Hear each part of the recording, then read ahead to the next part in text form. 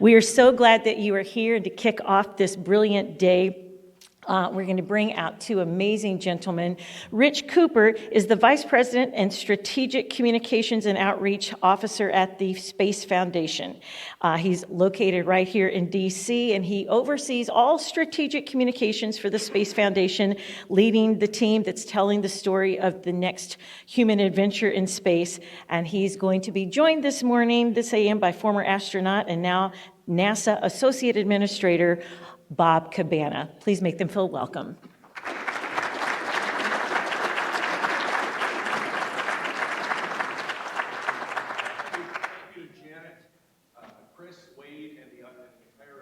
Humans to Mars team for the opportunity to be here. I am pinch hitting for someone. I am not Alicia Fox. Alicia is supporting Administrator Nelson with a budget hearing in front of the Senate Commerce Committee this morning, and I can guarantee you I'm going to have a lot more fun than she is. But that's a really important role, and again, we're grateful that we have her leadership and Administrator Nelson's and the NASA team talking to our members of Congress about the importance of our space program. But I have the unique pleasure of being able to have share a conversation with you with a person who I've come to know and I have respected for a long time. In fact, the core of his being truly is about service, public service, national service, international service. He is one of those true ambassadors for the right stuff, but being one of the right people. And we're fortunate to have him where he's at. He's an Annapolis grad, a member of the United States Marine Corps, always a Marine. He is an aviator with more than 7,000 hours and 30 different aircraft, a four-time shuttle flyer, two-time commander.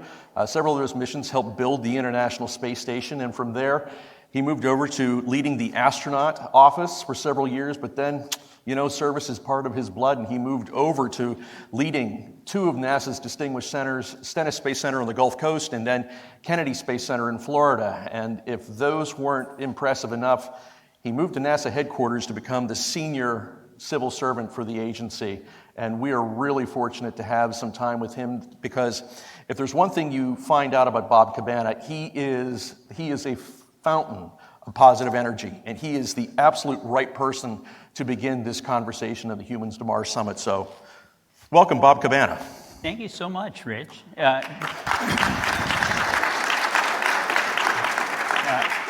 It was over 50 aircraft, though, not 30.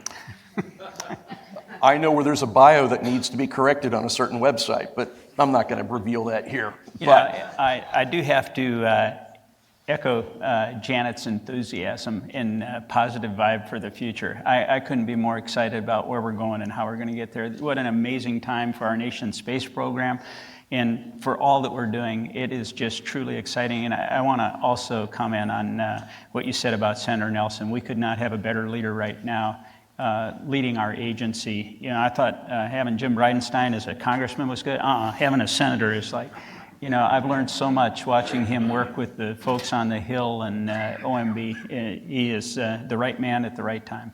We're fortunate to have his leadership, and certainly yours and Pam Melroy's. But let's get down to a really easy question.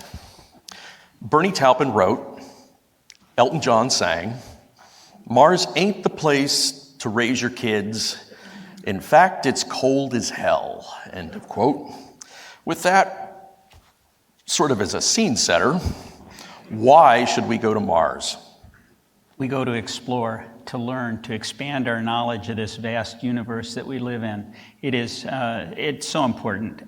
It's going to be a huge challenge. Mars is not a habitable environment. It's not an inviting place, but what an interesting place, and how much we have to learn by actually going there. I was looking at some data the other day. The rovers, absolutely outstanding, precursor to sending humans to Mars.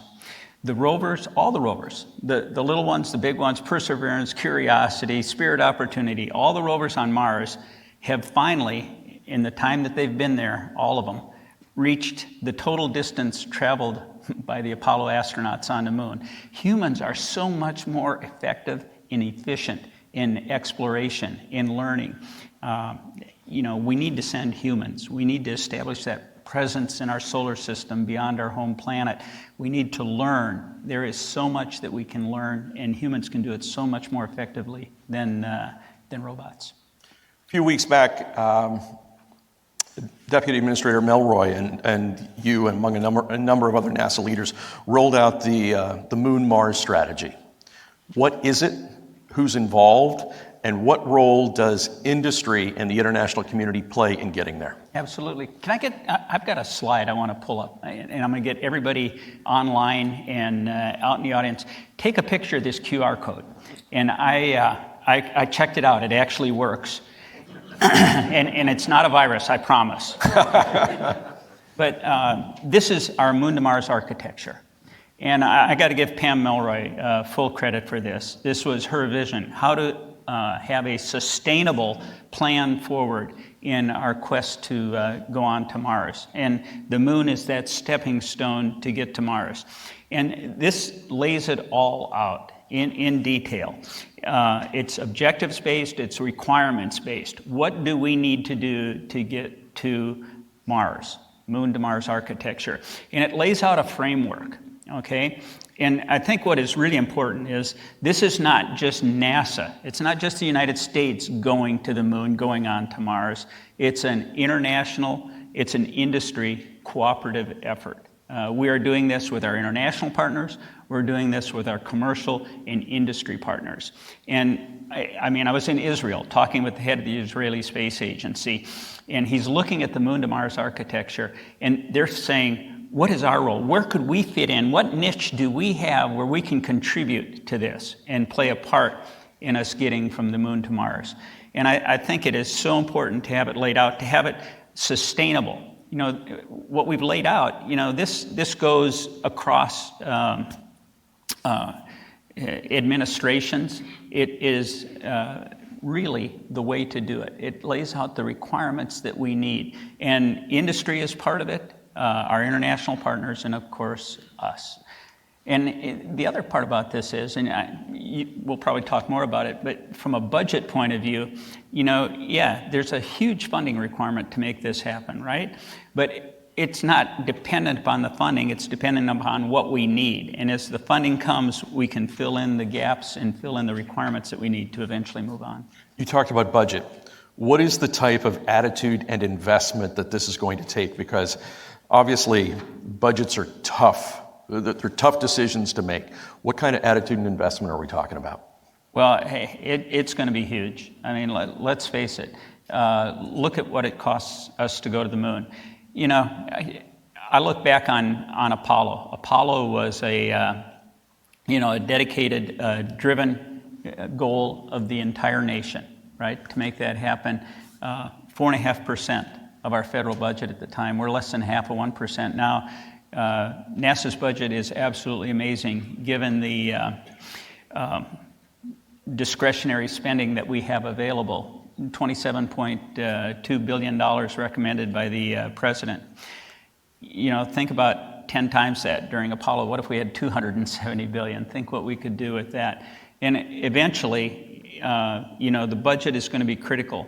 But I think if we have this laid out correctly, again, it's continuing to build, and it's an iterative process. So it's going to take a huge commitment. It's going to take a national commitment to say, you know, this is what we need to do. This is where we need to go. And I think it's so important. You know, what we do when we explore, it's for the science, but it feeds back into everything that we do here on Earth as a nation. It keeps us a world leader. The technology bleeds over into just about everything you can imagine to help us continue to grow and be who we are. I want to continue to pull on this budget thread. Not that I'm trying to get myself to a Senate budget hearing. No, don't want to go there. But rockets run on fuel and good engineering.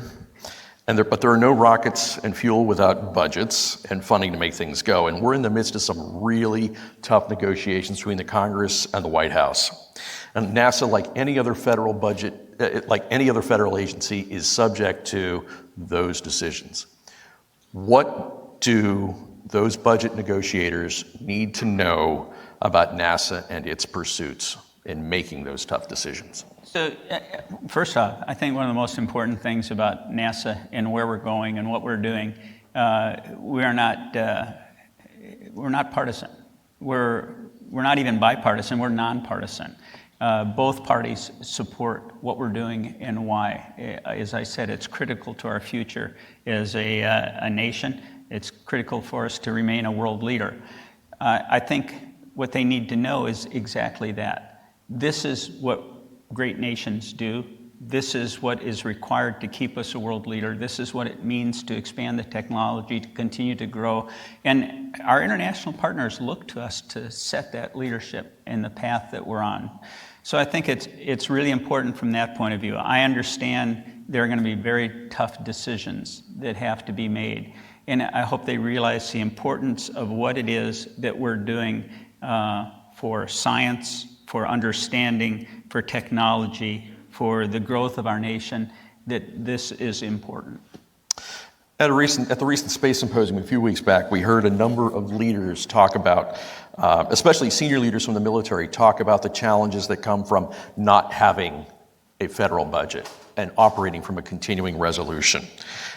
How does the lack of having a real budget or operating in a continuing resolution impact efforts like Artemis and the other missions that NASA is looking to execute? You know, obviously a continuing resolution has a huge impact on our ability to move forward. Without the budget increases, it slows everything down. In the end, everything becomes more expensive.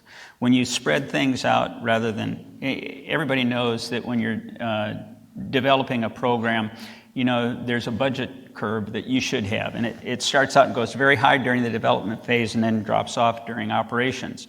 If you don't get that increase at the time when you're doing the development, you know, it spreads it all out longer. And in fact, if you integrate under the curve, you actually end up with a larger cost than you would have had you done it properly to begin with. So, you know, there's always a challenge when you come to continuing resolutions not being funded for what you need to do. We, NASA, have to do a better job also in the program management of our large programs. But a lot of what we're doing, you know, look at the James Webb Space Telescope. I mean, we are doing things that are so challenging and first-time things. The technology and what we're trying to do, you know, it's not easy all the time. All right, so there are challenges in the development of these projects and programs that are bringing us, you know, just unbelievable science. I think it's so important. You can't put a price on success like that, can you? No, it's pretty amazing. Think of what James Webb. I go back. I'm just absolutely amazed at how well it is performing, how well it worked, and what we're learning from it. It's changing our understanding of the universe. You know, it's finding Earth-like planets out. It's answering. Hopefully, it'll answer that question. You know, is there life out there besides us? I personally believe there is. I mean, mathematically, it just does not make sense that in an infinite universe that there isn't another Earth-like planet that has intelligent life on it somewhere out there. I had a conversation with a group of students a couple months back, and we were talking about James Webb. And I said to them that you cannot quantify the success of what Webb is going to be able to deliver, because I remember a little instrument called Hubble. Right. And Hubble rewrote every astronomy textbook in the world. And what Webb could do is even more. I mean, we're looking back 13.5 billion years in time, 350 million years from the Big Bang. That's absolutely phenomenal, what we're learning. You know, but let's take that going to Mars. Think about what we're going to learn when humans get there. Look at how much we have learned just from our rovers that have been there. And, you know, we want to bring samples back. We're doing the Mars Sample Return Mission. Perseverance has already deposited 10 samples on Mars to be returned. What we're hoping for is that Perseverance stays healthy and it actually delivers the samples that it has on board to the Mars Ascent Vehicle when we get down on the Martian surface. should it not, for some reason, it's deposited a cache of 10 very critical samples. It has duplicates on board that we will recover with actually flying helicopters on Mars. 2 helicopters to go pick them up, one for redundancy, bring them back to the ascent vehicle, and bring them back to Earth. We're going to learn so much from those samples when they come back. But think how much more effective it would be and how much we would learn with humans. Now, I got to back up a little bit. So let's talk about that harsh environment, your first question. You know, we still have a long ways to go before we get to Mars. And part of that is the reason for Artemis to the moon, returning to the moon. You know, we're going to learn how to operate for an extended period of time away from home with many of the systems that are going to be required once we get to Mars. Develop them now, future use on Mars. Now, in situ resource utilization on the moon is going to be different from Mars. Mars, we can actually utilize the atmosphere as well as any water ice that is there. We don't have an atmosphere, of course, on the moon. But we need to learn how to operate on the moon. We need to develop with gateway vehicles that are habitable for extended periods of time for a human trip to Mars. Right now, studies I've seen say a human Martian mission with current propulsion technology, you're talking 18 months or more time. You know, it's a 6 to 8 month trip there, 6 to 8 months trip on Mars for the planets to align, 6 to 8 months trip home. And it depends on which architecture you use, when you go and everything, but it's a huge challenge, all right? So personally, I think we need to develop new propulsion technology. I'm a fan of nuclear propulsion, either nuclear thermal, nuclear electric. We need surface power, and on the moon, we're looking towards nuclear surface power. We need habitats, we need rovers, we need vehicles that are extremely reliable. Studies I've seen say that before we can send humans to Mars, we got to pre-stage 18 to 20 metric tons of supplies and equipment on Mars. You know, landing the Mars rover Perseverance, that was 1 ton. And now you want to put 18 to 20 tons there, pre-staged. We've got a lot of work to do to develop what we need to send humans. What can members of this audience, and again, we've got a great crowd here, we've got even more folks online, what can members of this audience and the space community do to support Artemis and its partners' pursuits towards Mars as well as the moon? What do they need to be doing? Well, first off, they need to know what we're doing. And it amazes me. I wish I could get everybody in the United States down to the Kennedy Space Center to see a rocket launch. I don't care what payload's on it. It is an experience that just says, this is amazing. Leaving our planet to put something in space is an experience. And if they'd have seen the Space Launch System launch last November, what an amazing event that was. We'd have tons of support. But I think it's incumbent upon all of us to be able to talk to our neighbors, you know, to make sure that folks know what it is that we're doing, where we're going, and why we're going there, so that they understand that. You know, you always get the question, why are we spending all this money in space? And well, the truth is we haven't spent a penny in space. It's all been spent here developing, improving our economy as we learn to explore. So I think it's important that we're all knowledgeable on what we're doing and where we're going and why, that we're able to share that so that folks understand it. And I think, you know, it's important to share it with our stakeholders on the Hill, that they understand this is important to us as a nation. You have a very powerful X factor working with NASA today that really has been a game changer over the past decade. It's the private sector. We have commercial spaceflight, we now have commercial resupply, we have all of these other commercial ventures that are moving forward. What role does the private sector play in Mars? So, well, if you talk to Elon Musk, he's going. You know, he's building a big rocket. I had a discussion with an engineer down at Boca Chica about the Starship, and I was standing underneath one that was being built, and the habitable volume when I looked up, was higher than this ceiling, I think. It's amazing, the pressurized volume on that thing. And I said, had I been building a lander for the moon, I would probably have not have designed it exactly like this. And he said, well, we're going to Mars. With 100 people, we'd gladly drop off the 3 people on the moon. So, so they have a... It's the return trip they're a little concerned about. Well, we got to work on that. Yeah. Hey, by the way, I'm not a fan of going to Mars on a one-way trip. I want to bring everybody home that goes, or have the option to come home when we send our explorers to Mars.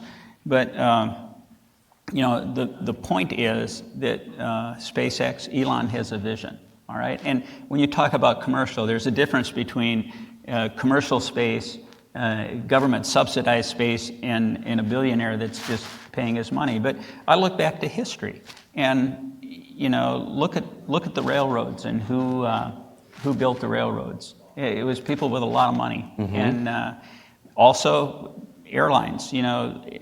Aviation was government subsidized in its early days. And so a lot of what we're doing in commercial space right now, SpaceX will admit they would not have been as successful had it not been for NASA. So commercial plays a huge role right now, and it's a partnership. Look at the CLPS landers that we're sending to the moon. Hopefully we'll get both intuitive machines and, I just went, the company up in Pittsburgh. They're scheduled to fly a commercial lander to the moon this year. NASA did not pay fully for those landers, okay?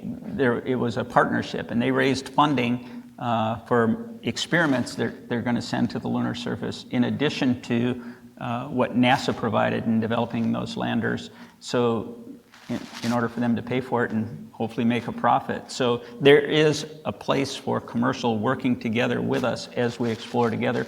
I believe that once we establish, these commercial partnerships going to the moon, establish commercial LEO destinations so that NASA's not having this huge investment in an international space station that allows us to explore, that what we establish on the moon will then carry on over into Mars, that there's going to be a role for commercial play also in that. You've talked a lot about the Artemis Accords here, and I want to pull a little bit of that thread, because when it started, it was basically the core nations behind the space station, but it is now expanded to be 24 nations. And as we were talking backstage, the Czech Republic has just signed on to it. And again, it's in a fascinating group of countries that don't always get along. I mean, again, you've got the Saudis that are on there. You've got the Israelis on there. And again, these are two countries that don't really have diplomatic relationships, but they are finding the opportunity to work on a joint project like this. And so how do you see, and again, Artemis is right now focused on our lunar pursuits. How do you see Artemis evolving towards the Mars pursuits? Will it be the same construct? Yeah, absolutely. So the Artemis Accords, it's for the peaceful, cooperative exploration of space. It sets out norms on behaviors on how we should work together as we explore beyond our home planet. I think it absolutely will carry on to our exploration towards Mars. Space unites us. It binds us together. It is so important that we do it in an international cooperative effort. I think what we did with the International Space Station was huge. How we can operate together, United States, Canada, Japan, the European Space Agency, and all its partners, Russia. In spite of all our differences and challenges, we're working together as one up there on the space station. We rely on one another. It is truly an international cooperative effort. And I think it's important that when we explore beyond our home planet, when we go to the moon, onto Mars, that we also do that in an international cooperative manner. Artemis has a number of bold steps, and we took the first big bold step this past recently with the Artemis uncrewed, fly around the moon, little deeper space, and again, the system worked. Artemis 2, you've already announced the crew. That's going to be the first, flight to the moon, not landing on the moon, since 1972. And then you've got Artemis 3, where you're going to go ahead and you're going to put the first woman and the first person of color on there. Those are 3 really big, bold steps. But you don't have Gateway. You don't have a lunar lander. You mentioned Elon and Starship. They had that challenge. Is there enough flexibility in this schedule to make those 3 steps occur, or do you see that there could be missions in between there to get us there? Because again, these are 3 big steps we're taking, and there's still a lot of pieces that have to come together. Absolutely. So I'm going to answer your question, but I got to back up. So Artemis 1. In Washington, that's called a dodge, but go ahead. No, I've got an answer for you. So I just have to share Artemis 1. So Please. Was in the Launch Control Center with the administrator and deputy, and when we came out of the 10-minute hold, we went up on the roof of the Launch Control Center to watch the launch. And I've seen a lot of launches. The shuttle was absolutely amazing, especially a night launch. It turns nighttime into daylight. But having 4 engines instead of just 3, and having 5-segment solids instead of 4-segment solids, it was just an absolutely amazing launch. And I took one picture. I always tell folks, do not take pictures, all right? Experience it. You can get much better pictures online than anything you can take with your phone, and you're going to lose out. You want to watch it and experience it, because it's sight, sound, sense, feel, it's emotional. And so we're watching it. And I've pretty much experienced it. It's going up. It's really cool, because it went up. It's got the Orion spacecraft on it. It went up to Orion, and then it leveled off, and it was pointed right at the moon. And so I got another cool picture of that. But I looked over. Your picture is somebody else's? That one is somebody else's. Okay, just want to make sure. All right, but I looked over, and I saw the administrator and deputy standing next to me, and I said, I got to get this, because there were no other photographers up there. And I stepped back behind them, and I've got a picture. They're lit up in front by the light of the rocket, which is really high now, and they're just looking up at it, and it's almost like a silhouette with the rocket launch in front of them, and it's one of my favorite photos. It just captured that moment so well. Announcing the crew for Artemis 2, backing up to Artemis 1, how many watched the pictures of, that were sent down live? Great rollout. That selfie that Orion took when it was 40,000 miles from the moon, furthest that we've ever gone into space with a human-rated spacecraft, even though we didn't have humans on board, with the picture of the moon and the Earth in the background. That was so cool. And then watching the reentry live, and you're just watching the Earth get bigger and bigger, and I thought, wow, that thing's really moving. But that was cool. But naming a crew, having humans involved, it's like, it's part of us, right? This is what we do. We explore. We've been explorers our whole existence, wanting to know what's out there, going beyond, and tying humans to it. It means so much. And this is just a great crew that was announced for the Artemis 2 mission.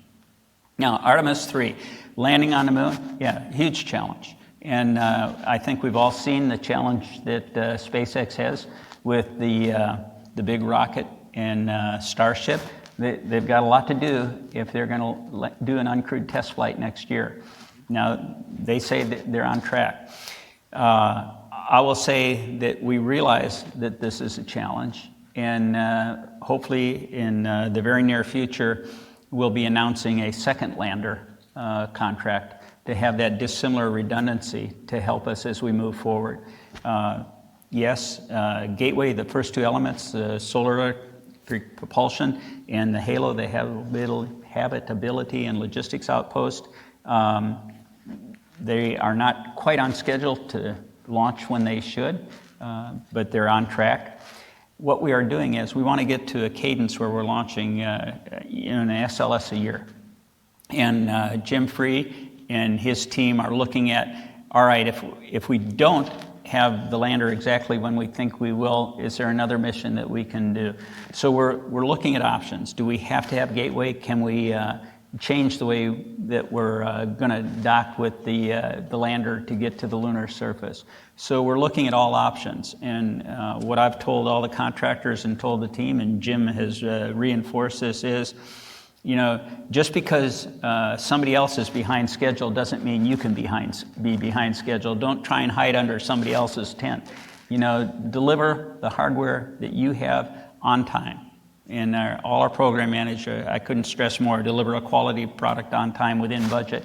And then let us figure out what mission we will fly if we can't fly the exact one that we said we were going to at the time. So we're looking at various options. I think it's going to be critical to have a second lander, but mostly we need to deliver on what we have. We need the enhanced upper stage.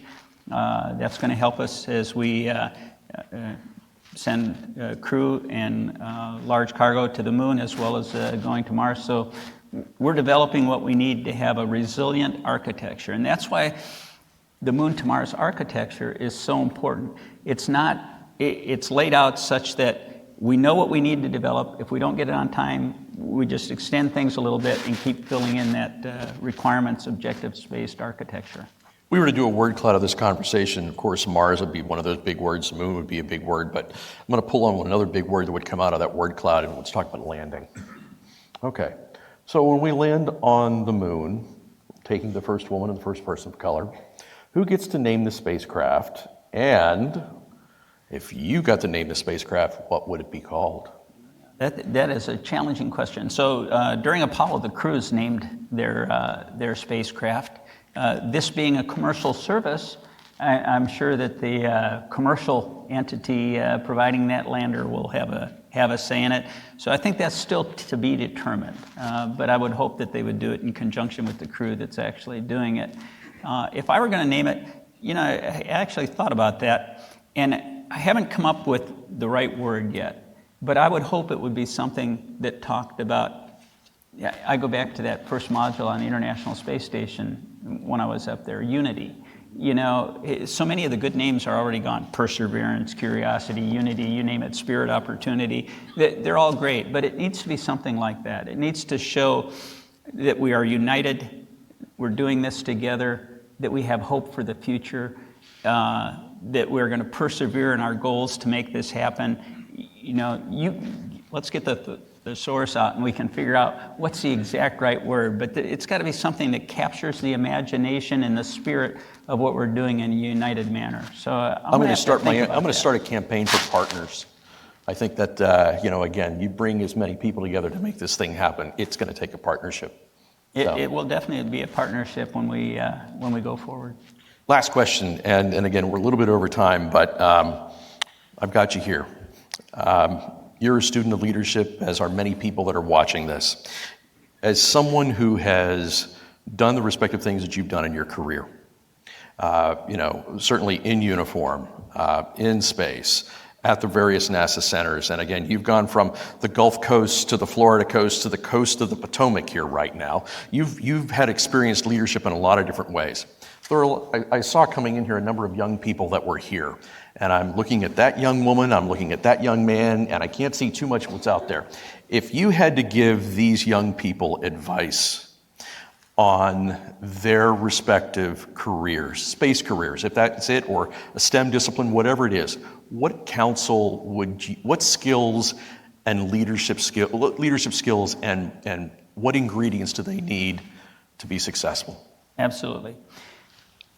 There's two questions there. First off, for career advice to somebody that young, I would say you got to be passionate about what you do. You got to really enjoy it, because two things happen. Studying's not hard. You enjoy studying and you get good grades.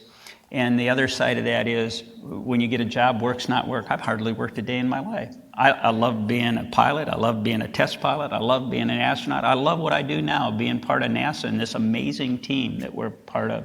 So I would say, study hard and do your best at whatever you do, but do something that you really enjoy, because if you enjoy it, then it's really easy to study and to do well at what you do. From a leadership point of view, I'll take the NASA core values right off the bat. If you apply those to leadership, safety is important in leadership too, but integrity, teamwork, excellence, inclusion.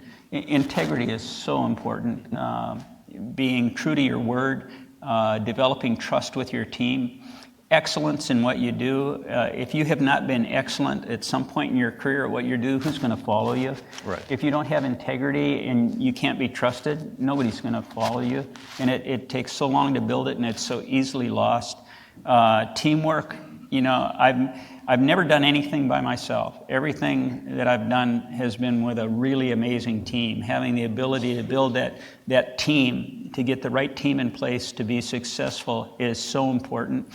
And that means an inclusive environment that everybody's involved. And I go back to, I look at problems that we've had in the past, Apollo, Challenger. I know you're trying to get us off the stage, but there's a guy with a hook over there, but that's okay.